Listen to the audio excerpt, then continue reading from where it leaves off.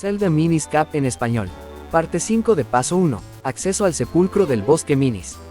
En esta zona no entenderás a nadie porque hablan otro idioma. Ve todo el camino hacia el norte y llegará a casa de un personaje llamado Festa.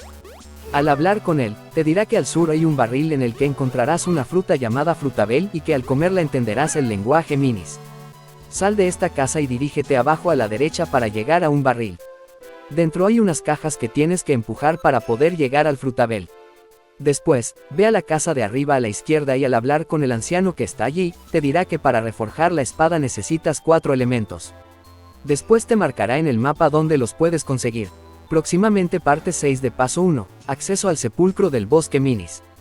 Te invito a suscribirte para mantenerte informado. De igual forma, si te interesa el análisis de algún videojuego puedes darte una vuelta por el canal. Si buscas un poco puedes encontrar tu videojuego favorito.